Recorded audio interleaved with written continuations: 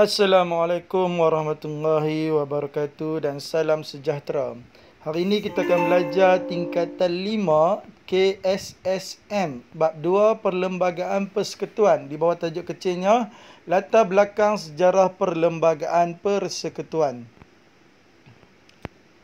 Mula-mula kita akan lihat dulu tentang maksud perlembagaan. Perlembagaan ni adalah undang-undang tertinggi yang menjadi teras kepada pemerintahan bagi sesebuah negara. Ingatlah, perlembagaan adalah undang-undang tertinggi. Ianya penting untuk pemerintahan bagi sesebuah negara. Kalau tak mahu tulis menjadi teras, boleh tulis menjadi panduan bagi pemerintahan untuk sesebuah negara. Jadi perlembagaan adalah undang-undang tertinggi yang menjadi panduan pemerintahan bagi sesebuah negara. Yang paling penting, perlembagaan adalah undang-undang tertinggi. Dia ada undang-undang rendah dipanggil peraturan. Undang-undang biasa, undang-undang tertinggi dipanggil perlembagaan. Dia ada 3 tahap. Peraturan, undang-undang. Satu lagi yang terakhir, undang-undang tertinggi ataupun perlembagaan. Jadi perlembagaan adalah undang-undang tertinggi yang menjadi panduan ataupun teras pemerintahan bagi sesebuah negara. Okey, asas pembentukan perlembagaan ada 2 asas. Yang pertama, Undang-Undang Negeri Melayu. Yang kedua, Undang-Undang Inggeris. Jadi asas pembentukan perlembagaan negara Malaysia ada 2. Undang-Undang Negeri Melayu, Undang-Undang Inggeris. Baiklah, kita lihat yang pertama dahulu, Undang-Undang Negeri Melayu. Sejak daripada zaman sebelum kedatangan Islam lagi, raja adalah merupakan individu paling penting bagi kerajaan Melayu. Jadi dalam negeri Melayu paling penting siapa? Paling penting adalah raja. Raja adalah individu yang sangat-sangat penting dan orang yang pertama dahulu yang kena sentuh, iaitu tentang raja. Jadi apa-apa bila disebut negeri Melayu mesti bermula dengan raja dahulu. Wajib sebut raja dahulu. Jadi raja adalah pemerintah.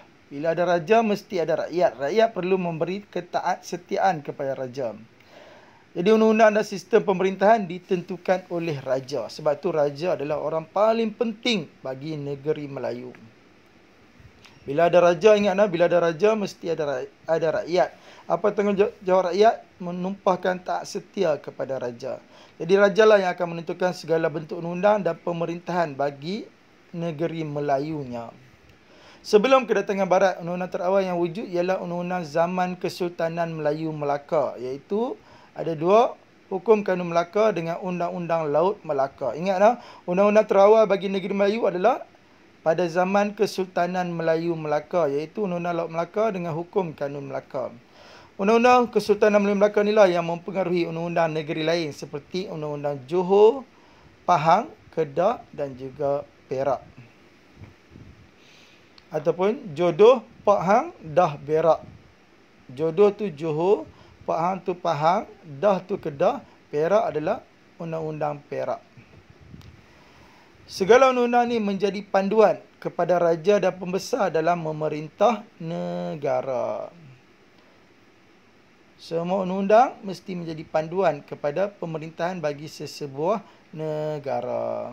Jadi, perlembagaan, undang-undang, peraturan itu adalah adik-beradik. Ingatlah, segala undang-undang ataupun perlembagaan dicipta adalah sebagai panduan untuk memerintah negara. Jadi yang paling penting sekali bila disebut undang-undang negeri Melayu. Bila disebut negeri Melayu, jawatan yang pertama yang wajib disebut adalah raja. Raja adalah pemerintah. Jadi rakyat kena taat setia kepada raja. Rajalah yang akan menentukan undang-undang dan pemerintahan bagi negeri Melayu yang dia pegang. Undang-Undang Negeri Melayu yang terawal adalah wujud zaman Kesultanan Melayu Melaka, iaitu Hukum Kanun Melaka dan Undang-Undang Laut Melaka. Kedua-dua undang-undang inilah yang mempengaruhi undang-undang negeri yang lain seperti Undang-Undang Johor, Hukum Kanun Pahang, Kedah dan juga Perak. Segala undang-undang menjadi panduan kepada raja dan pembesar dalam memerintah negara. Okey, seterusnya kita lihat Undang-Undang Inggeris. Undang-Undang Inggeris diperkenalkan di 3 wilayah. Yang pertama di negeri-negeri selat, iaitu Pulau Pinang, Singapura dan juga Melaka. Ataupun formulanya PP Saya Merah. PP tu Pulau Pinang, Saya tu Singapura, Merah tu adalah Melaka. Negeri-negeri selat semua ada 3 nah. PP Saya Merah, Pulau Pinang, Singapura, Melaka. Yang kedua diperkenalkan di Sarawak dan yang ketiga diperkenalkan di Sabah. Baiklah, kita lihat satu persatu. Yang pertama, undang-undang Inggeris di negeri-negeri Selat. Undang-undang Inggeris di negeri Selat ni mengambil undang-undang yang digubal di England, iaitu Charter of Justice. Namun hanya piagam terpilih sahaja yang sesuai dengan negeri Selat diguna pakai, seperti Charter of Justice yang digubal pada tahun 1807. Tak semua diambil. Pasal apa tak semua diambil? Sebab nak sesuaikan dengan suasana negeri-negeri Selat. Matlamatnya adalah untuk melindungi penduduk asal daripada penindasan dan ketidakadilan. Ingat tak? Undang-undang di negeri-negeri Selat memang confirm diambil undang-undang Inggeris. Iaitu diambil undang-undang daripada mana? Undang-undang di England. Iaitu Charter of Justice. Namun tidak semua perkara diambil. Hanya diambil perkara yang bersesuaian dengan negeri-negeri Selat sahaja. Seperti Charter of Justice 1807. Matlamatnya untuk melindungi penduduk asal daripada penindasan dan ketidakadilan. Okey, yang kedua, undang-undang Inggeris di Sarawak. Terdapat di Sarawak Application of Law Ordinance 1949. 1949 yang menggunakan The Common Law of England. Ya. Undang-undang Sarawak juga berdasarkan undang-undang Inggeris. Apa namanya? The Sarawak Application of Law Ordinance 1949 yang menggunakan The Common Law of England. Jadi The Sarawak Application of Law Ordinance 1949 ni yang menggunakan undang-undang di England yang dipanggil sebagai The Common Law of England. Pada Ogos 1956, Perlembagaan Sarawak memberi kuasa pada Badan Kaunsil Negeri, iaitu Majlis Negeri yang terdiri daripada 45 orang ahli dan dipengerusikan oleh Ketua Setiausaha. Kemudiannya, Majlis Tertinggi pula dipengerusikan oleh Gubernur. Anggota lainnya seperti Ketua Setiausaha, Setiausaha Kewangan dan Peguam Negara. Kemudiannya, Perlembagaan Sarawak pada tahun 1959 memberi kuasa pentadbiran negeri kepada Majlis Tertinggi dan Kaunsil Negeri ataupun Majlis Negeri. Jadi di Sarawak ada dua majlis, iaitu Majlis Tertinggi dengan Majlis Negeri. Dua-dua inilah yang akan mentadbir Sarawak mengikut The Sarawak Application of Law Ordinance 1949. Dan mereka inilah juga yang akan menggubal undang-undang untuk negeri Sarawak selepas penubuhan Malaysia. Okey, seterusnya kita lihat Sabah pula. Kalau di Sarawak dia ada The Sarawak Application of Law Ordinance 1949, manakala di Sabah namanya pun hampir sama, iaitu Sabah Application of Law Ordinance 1951. Ingat nah, Sarawak dulu iaitu 1949. Jadi Sabah The Application of Law Ordinance 1951. Beza dia dekat mana? Beza dia dekat 1949 Sarawak, 1951 Sabah. Jadi macam mana nak ingat? Kalau Sarawak 1949, ingat tak? 49, kalau Sabah 1951. Beza nombor 9 dengan nombor 1 adalah satu lagi nombor yang nak mencapai nombor 10. Jadi Sarawak 1949. Sama juga dengan nombor 5 dengan nombor 4. Beza dia nombor 1 je untuk mencapai nombor 5. Jadi Sarawak diwujudkan dulu 1949.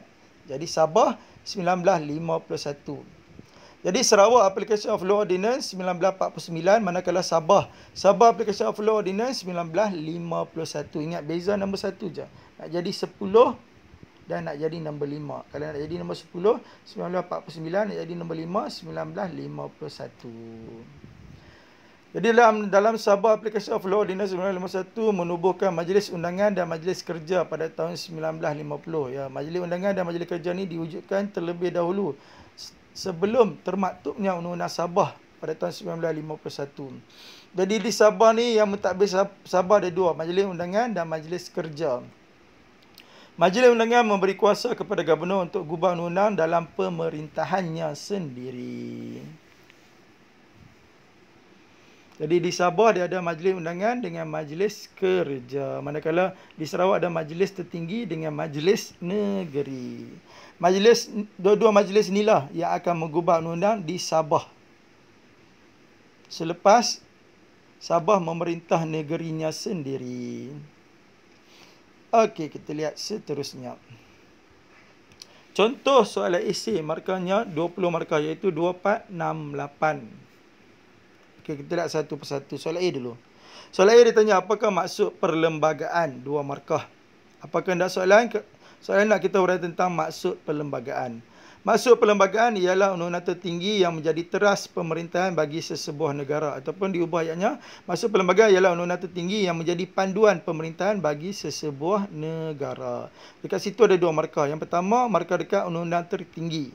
Yang kedua, menjadi teras pemerintahan bagi sesebuah negara. Pemerintahan bagi sesebuah negara, satu lagi markah. Jadi boleh dapat 2 markah penuh. Okey, soalan B. Satu Roman dia tanya, jelaskan asas pembentukan perlembagaan melalui Undang-Undang Negeri Melayu. 4 markah. Undang-Undang Negeri Melayu. Ingatlah bila disebut Negeri Melayu, pemerintah tertinggi adalah Raja.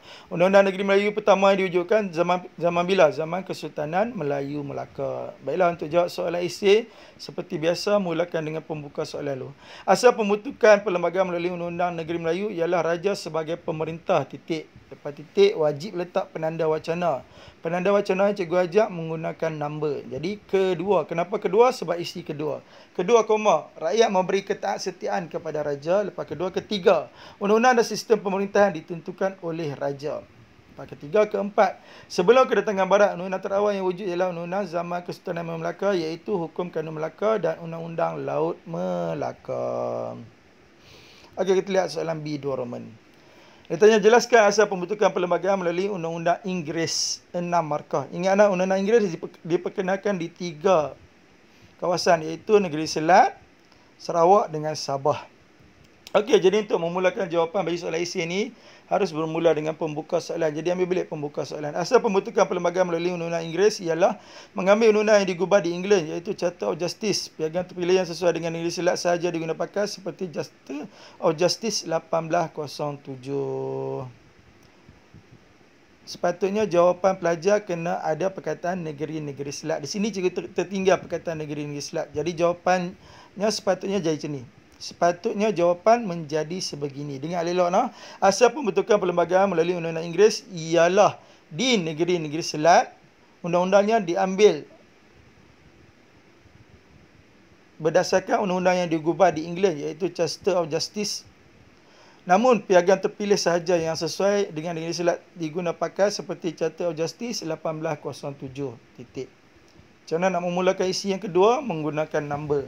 Kedua, di Sarawak. Terdapat di Sarawak Application of Law Ordinance 1949 yang menggunakan The Common Law of England. Pada Ogos 1956, Perlembagaan Sarawak memberi kuasa kepada Badan Kaunsil Negeri, iaitu Majlis Negeri yang terdiri daripada 45 orang ahli dan dipengerusikan oleh Ketua Setiausaha. Last sekali, ketiga, di Sabah pula disebut Sabah Application of Law Ordinance 1951. Titik. Seterusnya, penubuhan Majlis Undangan dan Majlis Kerja pada tahun 1950. Majlis Undangan dan Majlis Kerja inilah yang akan membuat undang-undang bagi negeri Sabah. Jadi ayatnya, tengok isi yang ketiga. Sepatutnya jadi macam ni. Ketiga, di Sabah disebut Sabah Application of Law Ordinance 1951. Titik.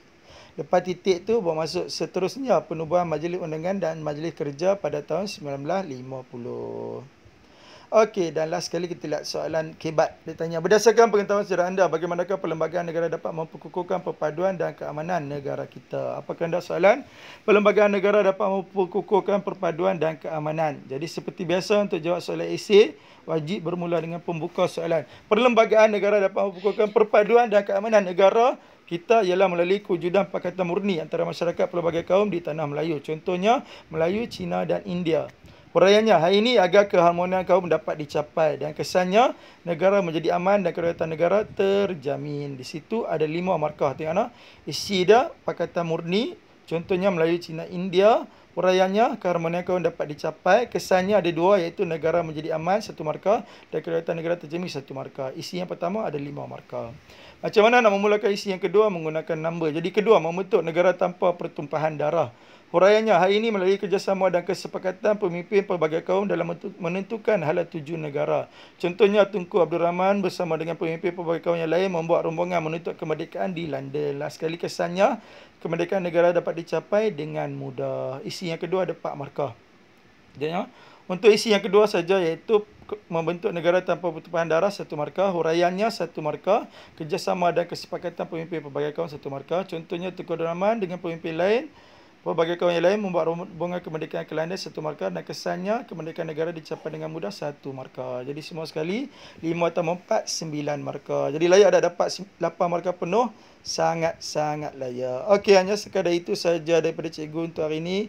Kita jumpa lagi dalam kelas sejarah seterusnya. Sekian, wabillahi taufiq wa hidayah. Assalamualaikum warahmatullahi wabarakatuh.